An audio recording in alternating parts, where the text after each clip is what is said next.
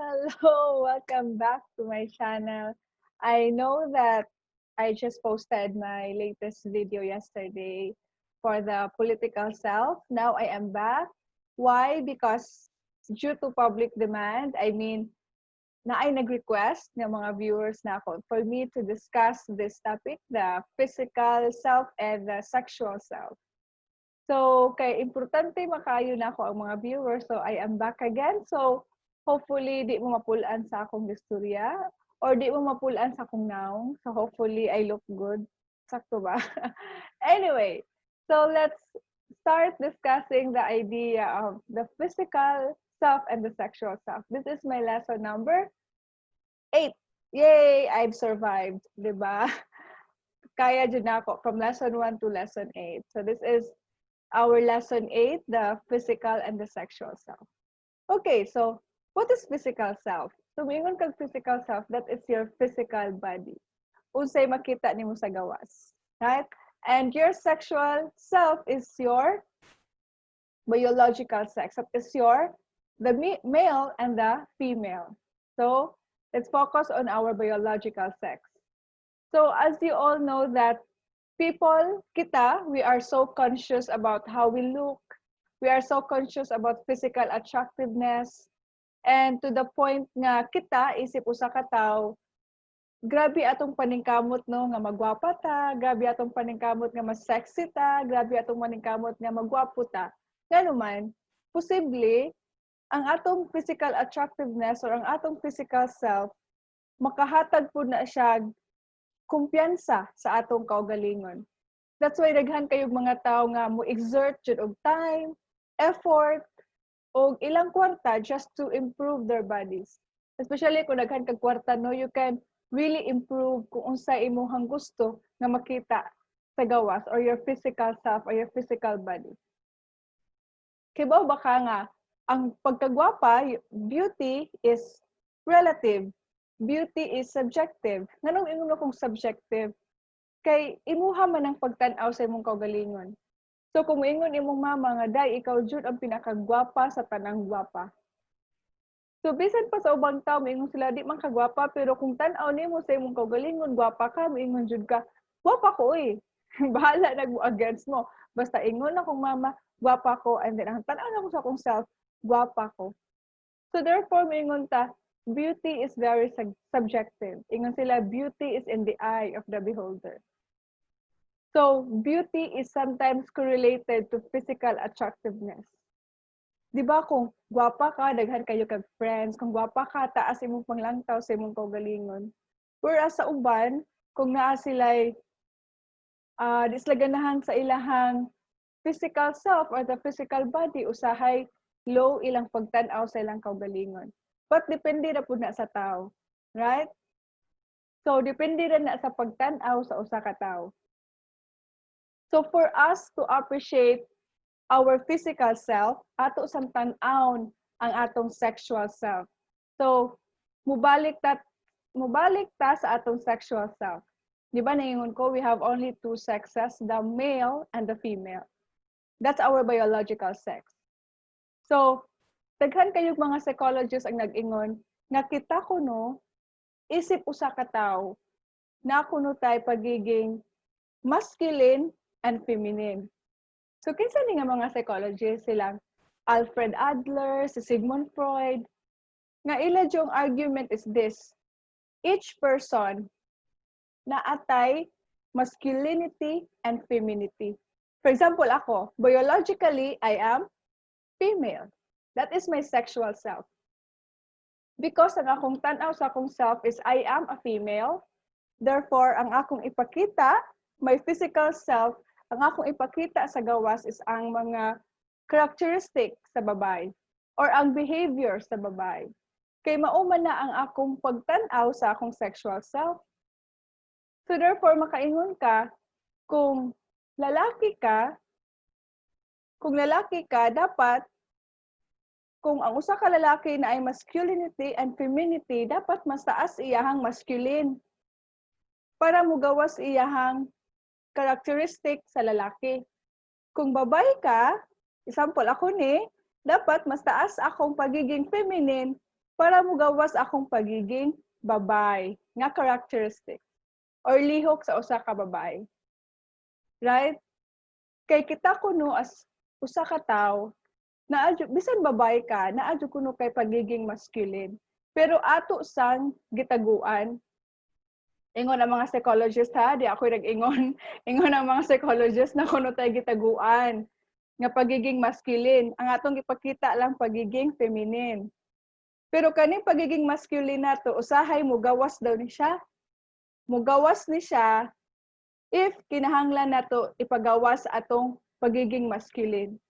Unsa man day characteristic sa masculinity nato? Di ba kung masculine is isog ka, strong, you are willing to fight.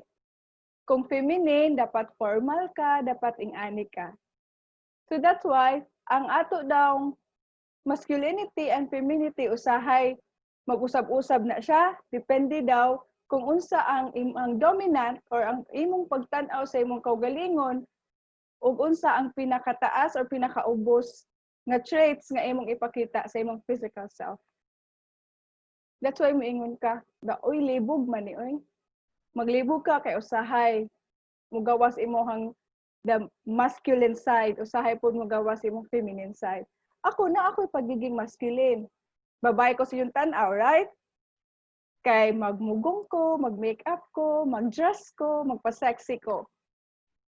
Pero usahay, ang akong masculine side mugawas na siya, labaw na kung kinahanglan ako depinsaan akong kaugalingon, labaw na kung kailangan ko mo-fight. Kailangan mugawas akong pagiging strong nga person. Right? Mugawas ko na siya. Natay gitawag ni Adler pa na siya, ni Alfred Adler na masculine protest and the feminine protest. So yung pasabutan na is naatay masculinity, naputay femininity as a person. To take note, hopefully nasabtan ninyo no kung unsa jud ta isip usa ka tawo nga nadyo tay mga tendency nga isog maging strong or usahay pud maging weak. So ilang definition, ang tao kuno is natay the strong characteristics and usahay pud natay mga weak nga mga characteristics. Okay. So in psychology, the self refers to a subjective experience. Ganong subjective man ang self because ikaw mo oy ning define ana sa imong kaugalingon. Di ba from lesson 1 ingon ra ko, ikaw ray nakasabot kung unsa imong pagtan-aw sa imong kaugalingon. Og ikaw ra pud ang makahatag og sakto nga definition sa imong pagtan-aw sa imong kaugalingon. So the same with our physical body. Our physical self is very subjective. Nganong subjective man? Kay ikaw naman po'y nakahibaw, unsa imuhang saktong ipakita or your physical self sa gawas. Ikaw ra may nakasabot kung unsay sakto para nimo or dili sakto para nimo. So you are the sole responsible kung unsa ang imong physical self nga imong ipakita sa mga tao sa imong palibot. So take note that ang ato daong body, our physical body can change dramatically. So ang atong lawas karon, mag-usab-usab na siya. Pero ang atong pagtan-aw sa atong lawas, gitawag hapon na siya self. So bisan pa mag-usab-usab atong lawas, but naag hapon tay body nga atong gitawag nga ikaw na. Right? Di na mawa ang giingon nga self. Despite mausab ka, nakay-usbon, but naadjud gihapon ang definition or the idea of having your own self. So our physical self is naka-anchor na siya kung unsay makita nimo sa imong palibot. So kabantay ka nga, we are always using our physical body, gamito nato siya kung naatay gusto ma-experience, gamito nato siya kung nakay gustong adtuan. For example, kung lalaki ka, ganahan jud ka og mga activity, ganahan ka mo experience og mga extreme adventures. Kay mas taas man imong masculinity, right? Imong masculine side. Ako, kay babae man ko, kung naay mo invite nako nga, pwede mo ato tag extreme adventure, mo ambak tag turil or mo ambak tag bridge, di ko, ano man. di ko nga naka-strong. Mas dominant na ako ang pagiging feminine. Okay? So, do you think ang sexual self is related sa imuhang physical self? So, naabay connection. Do you think naabay connection ang imuhang gi-choose nga sexual self sa imuhang gipagawas nga physical self? Yes. Right? Kay kung unsa imuhang gipili nga sex, male or female, mao man pud na imuhang i-show sa imuhang physical self unsay makita sa uban. To take note nga, ang ato ding physical self is responsible na siya sa atong health, sa mga butang nga gusto nato ma-experience, right? It's purely on the experiences nga atong ma-encounter every day. How about the sexual self? Ang sexual self is connected sa mga butang nga makapalipay nato. That is our sexual self. Usahay mo ingon ta, ang sexual self is very complex. Nganong complex man? Nganong samok man? Nganong complicated man? Because daghan man kay tag butang nga ganahan ta. Daghan kay tag gusto. Daghan kay tag gustong maangkon man ang usahay maglibog ta. Kundi nato maabot na siya man sige tag usab. We try to change kung unsa jud butang nga ganahan ta. Right? So, therefore, niingon ang mga psychotherapists, niingon sila that our sexual self extends way beyond our physical body. So, kumingon ta nga, ang sexual self kuno nato is more than sa unsay ato ang gipakita sa gawas. Daghan pa kuno kaayo tag confusion when you talk about sexual self. Daghan pa tag gusto. Based sa atong emotion, daghan pa kay tag gusto. So that's why maglibog ka usahay sa mga tao, right? Nga ang ilang preference male, but later on nausab siya, and then later on nausab siya. Daghan na kay mga news nga ana, no? Because it is changing. Manang usahay when you talk about sexual self, it is very complex, complicated. Because it entails your physical, your emotional, and your mental desires. Usay gusto nimo. Okay? So, it's more than that. Sexual self is more than our physical body. Because we are longing for something. Because we have a lot of desires, mga gusto. And it's one way of your self-expression. Right? Kung naa kay mga gusto, naa kay gustong buhaton. So that's why sexual self is very complex and dimensional. Daghan kaayo siya. So, like all living things, we are all living things, right? We are inherently sexual beings. So, kita is naadjud tay inherent sa tua. We are sexual beings. So, our sexuality, ang atong pagiging kita, is rooted on how we understand ourselves. So, ang ato daw sexuality or pagtanaw sa ato ang sexual self is nakaugat na siya kung unsa imong pagtanaw sa imong kaugalingon, ug unsa pud imong pagtanaw sa ubang tao, ug unsa pud imong pagtanaw sa imong palibot. So, akong balikon ha, ang sexual self daw is nakaugat na siya kung unsa imong pagtanaw sa imong kaugalingon, unsa imong pagtanaw sa ubang tao, ug unsa imong pagtanaw sa imong palibot. So daghan siya gi-consider ang sexuality or your sexual self. So your sexual self is multidimensional. Perting daghana. Right? Perting daghana.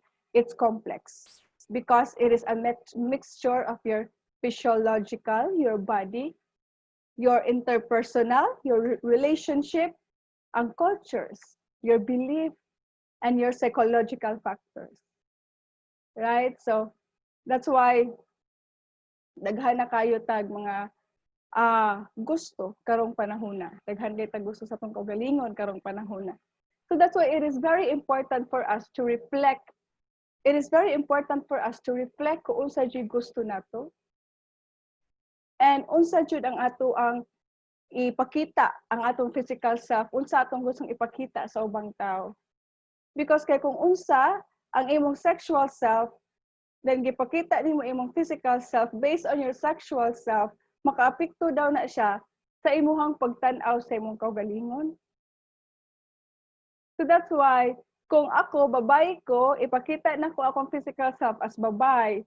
So kung confident ko ngayong ana jud ko, therefore, ang akong self-esteem, ning taas siya.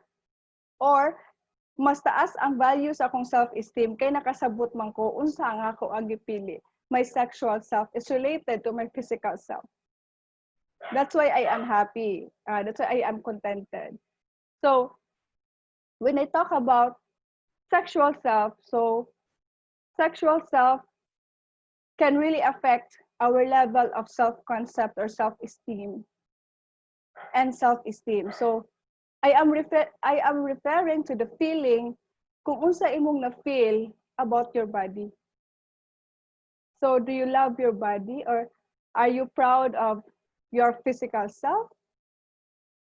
Okay man ang usahay, daghan kayo mga confusion when you talk about sexual self and your physical self. Take note, your self-esteem is mauna imong pagsalig sa imong kaugalingon, no? So kung from the start pa lang, your sexuality, your sexual self is naglibog na ka, possibly it can lower down your level of self-esteem and your confidence. So kung ang pagtan-aw na ko ing-ani ko, so kung naglibog ko ana, kung asa ko pa doon, possibly it can lower down my confidence about myself, my self-esteem. So your sexuality can really affect the way you understand yourself, the way you perceive yourself, the way you see the world. Okay? So, kung moingon tag, our sexuality is very important, we need to do reflection. Yes, it is very important to know first your sexuality for you to appreciate your physical self now. Right? Kay kung kasabot na ka kung unsay gusto nimo, sayo na lang imong pag-define sa imong kaugalingon. Sayo na lang pagtan-aw sa imong kaugalingon, sayo na lang pag-accept sa imong kaugalingon. So that's how important is sexuality and your sexual self and your physical self. So when you talk about our sexual self, it is what you bring of yourself.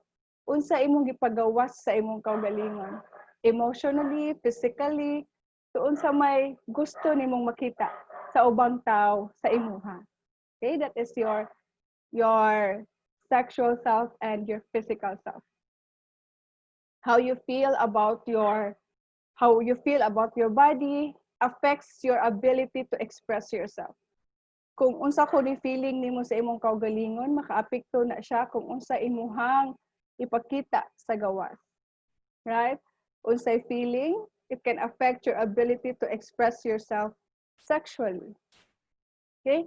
So actually, there are two major factors that determine our human sexual behavior because inherently, we are sexual beings. Right? So naataan ng mga factors ana. So now, the number one nga factor nga maka-determine that we have our human sexual behavior is because from our individual genetic inheritance. So sa atong mga kaliwat, sa atong mga genes, di ba? So manay mga makaapekto pod sa ato ang human sexual behavior. And the second is the influence. The influence by the society. The influence sa mga tao nga nasa imong palibot. Usahay maupod na ang makaapekto sa ato ang human sexual behavior. So kita dang tanan kuno na ata na. We are inherently sexual beings. Okay, that's why ganahan ta mag-boyfriend, girlfriend. That's why mag-minyo ta because inherently we are sexual beings. Okay, that's why sexuality and your physical self is connected. Right? Kay kung unsay pagtan-aw nimo, unsay gipili nimo, male ba or female, unsay gipili nimo makaapekto na sa imong physical self. And if you are happy, kung unsay gipili nimo sa imong sexual self, if you are happy, therefore you are confident about yourself. Therefore, you know kung unsay sakto or dili saktong buhaton para sa imong kaugalingon. Kaya in the first place, kahibaw na ka kung unsa imong saktong pilion when you talk about your sexual self. Okay, thank you kay sa pagpaminaw. Hopefully, nakatabang ko sa inyong learning about the physical and sexual self. So if you want to know more about this topic, you can just Google the internet and try to search the physical and the sexual self. Salamat kaayo. I'll see you again for my lesson 9. Yay, I've survived. Okay, thank you so much for your support. I'll see you again next time.